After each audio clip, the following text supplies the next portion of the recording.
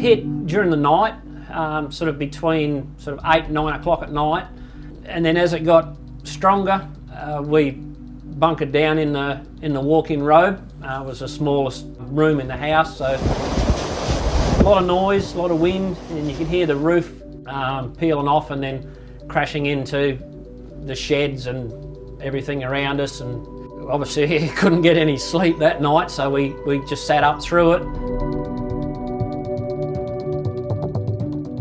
It was a bit of a shock in the morning when you could actually see the amount of damage around the place.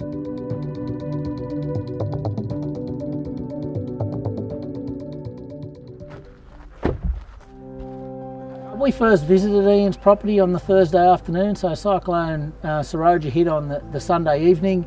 I was really surprised that we had someone come past that soon, just to see how things were, how we were going, and have a bit of a look at the damage.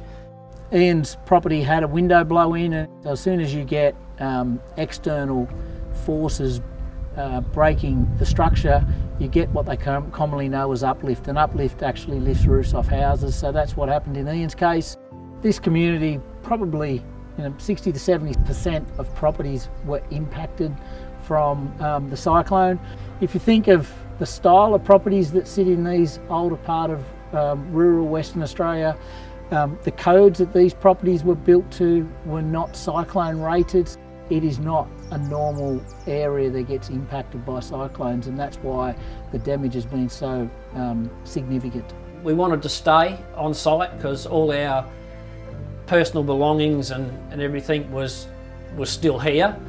This is their hometown, they've lived here all their life. It was a priority to try to stay on site. So we provided a solution for them with that, where they could actually stay in their caravan on site. QBE were fantastic. They said we were eligible for a relocation allowance, and they offered to pay us that to stay living in our caravan because we chose to stay on site.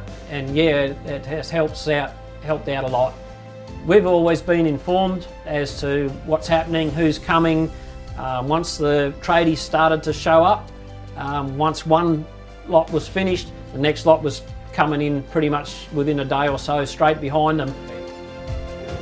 So you think about what we stand for, and what a property looks like before an event, and taking out insurance to what we do after an event. It's just what we stand for. It's just in our DNA. It's just what we do every day.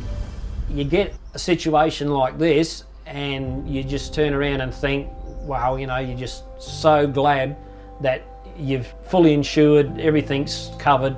It's well worth sticking with it and keeping covered.